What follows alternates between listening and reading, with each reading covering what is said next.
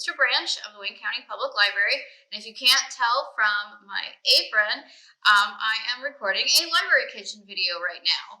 And today we are going to be making chocolate chip banana bread. And I wanted to make this for a couple of reasons. One, if a banana looks like this, my child does not eat it, so I need something to do with bananas, and you might be in the same situation.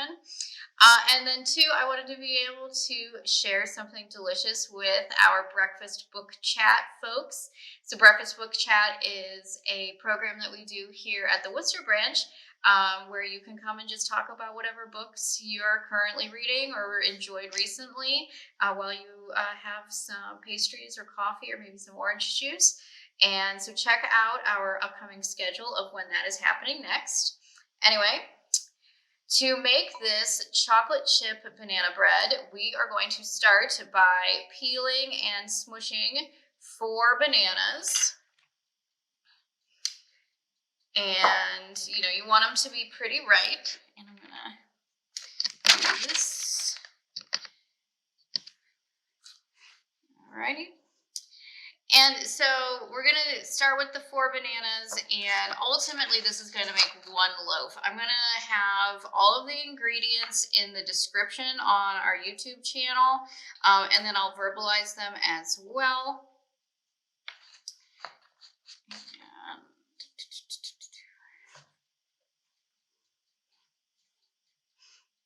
This one got very brown. Yeah, definitely brown spots. My family stops touching them, but they will eat banana bread. All right, so just smush it with a fork. You don't want to use anything that's underripe because they're really hard to smush. I know that from personal experience. When I was a teenager, I had a job at a restaurant and we made a lot of milkshakes, and we always had really green bananas, and we would have to try and mush them to make strawberry banana milkshakes. And I was like, come on, y'all. Can't. Too hard to smush a banana that is green. All right. But it should smush right up real easily. This is 4 bananas. You could probably use 3 if they're slightly larger for this recipe. Doesn't have to be perfect. Just a nice little banana mash.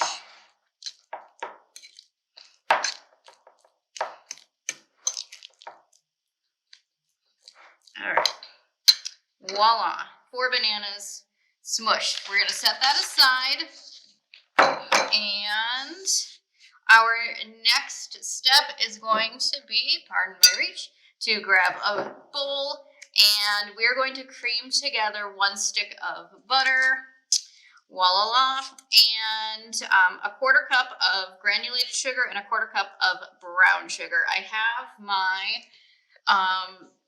beaters back there because I don't have an extension cord. So let's go ahead and get these all mixed together, and then I'm going to pause the video so I can mix them. It's very loud on videos if I mix while recording anyway. So we have our 1 stick of butter. That is a 1/2 cup. And then we need 1/4 cup white traditional sugar. And then we're also going to do a 1/4 cup of brown sugar. Brown sugar gives it that nice caramely taste. Boom. Okay. So I'm just going to cream these for 2 to 3 minutes using a hand mixer. You could use a stand mixer. Or the power of your arms to get it nice and fully combined and then fluffy. So I will be back in 2 to 3 minutes with this fully combined. All right, so we've got our butters and our sugars creamed. Next thing we're going to do is add 2 eggs, as well as a teaspoon of vanilla and our mashed banana. So my eggs are at room temperature. I'm going to be honest, I don't know why that's important, but it's always written down in the cookbooks, right? So it must be something about the temperature and getting them combined. All right, so Now we need our vanilla. And here we go. I just use vanilla extract because pure vanilla is quite pricey. So we are going to do a teaspoon. This is a half teaspoon. My teaspoon was in the dishwasher. Okay. And our mashed bananas.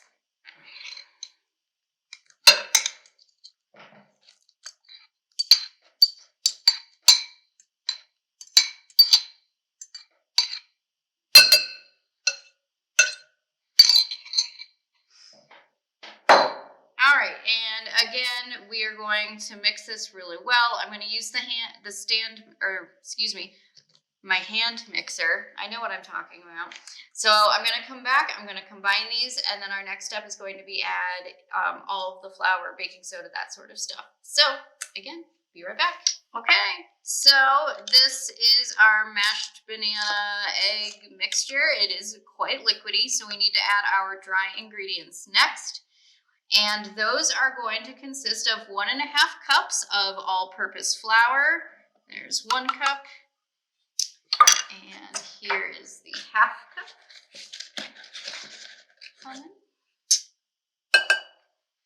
Okay, we also are going to need 1 teaspoon of baking soda. I've got my baking soda right here.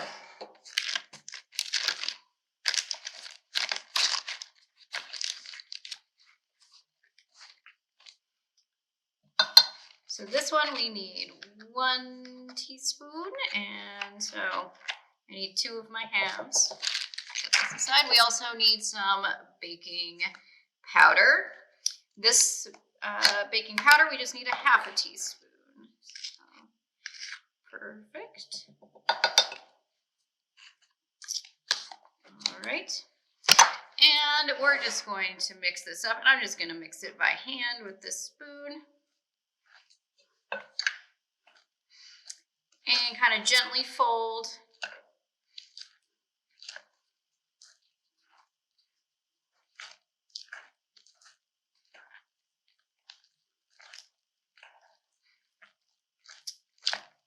Now, at this point, you could add something like a walnut or a pecan or a mixture of those two, and it'll just be your traditional banana bread. But, you know, I like traditional banana bread. Don't get me wrong, but let's jazz it up. Let's make this a chocolate chip banana bread. So that, make sure I got all of my flour incorporated. So all we have to do next is add some chocolate chips. So we're going to add about 1 cup of semi-sweet chocolate chips. If you are familiar with this size bag that you can find in the grocery store, that's about 1/2 the bag. I mean, certainly you could add more if you wanted to. You know, look at how it opened. Just a hole in the side.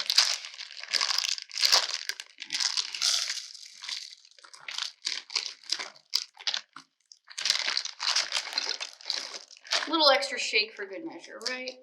All right. And we're going to incorporate these as well. And it now smells very chocolatey in this room. And I am excited for when this is going to be done.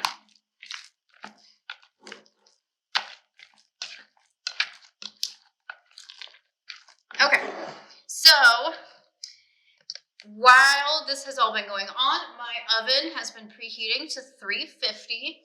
So we have our batter put together. I'm going to grab a loaf pan and some cooking spray. I'm going to spray my loaf pan, and we're going to put everything in it and get it in the oven.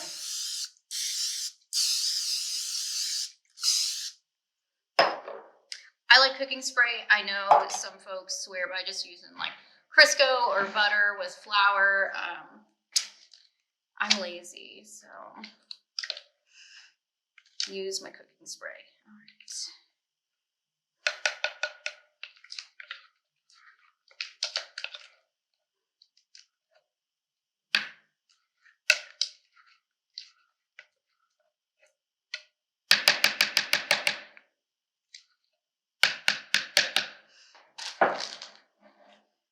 so beautiful. It has been poured into the prepared loaf. I try to kind of scrape it so it's even. And, you know, if you wanted to, you can sprinkle a couple more chocolate chips on top. Why not? Get it extra chocolatey and gooey. That'll definitely make sure my kiddo eats it. Boom. All right, so now we're going to bake this for 50 to 60 minutes, again at 350 degrees Fahrenheit. And we will know that when it's done because I'll stick a toothpick in it. And the same trick that you do with cake or a cupcake, make sure that you don't get batter when you pull out the toothpick. So I'm going to come back in 50 minutes. We're going to check on it, and we should have some chocolate chip banana bread when this is all done. Okay, see you in 50 to 60 minutes. So check out what I just pulled out of our oven over here. This took about 50 minutes. I had said 50 to 60 initially, and it's got a nice brown top. And I checked, and it is fully cooked in the center, and it smells so deliciously banana-y, and I can't wait to cut it open. Now I'm going to let it rest for about 20 minutes, and that's to just kind of make sure it doesn't crumble apart. Sometimes when cakes are really hot, you don't want to cut them too early. Now, once this is fully cooled, I can store it in plastic wrap or sealed in an airtight container for up to 4 to 5 days. After that, it's going to get kind of stale. You can also freeze this. So again, wrap it in plastic wrap or store it in a freezer safe bag, and it's going to last about 3 months in your freezer. And yeah, so I hope you enjoyed this chocolate chip banana bread. Of course, mix up what you put in the middle, add some walnuts, only use walnuts, use pecans, you know, try different things until you find the perfect banana bread for you. I mentioned earlier that we do a breakfast book chat here at the library once a month, where you can just chat about books that you are reading or recently read, and have things like this or pastries or coffee, tea, that sort of thing. So make sure you check out our newsletter. Our fall newsletter just came out, and we have some upcoming dates for that. And certainly check out other book discussions that are happening at all of our branches. Thank you so much for joining me for today's Library Kitchen, and I hope you have a wonderful fall.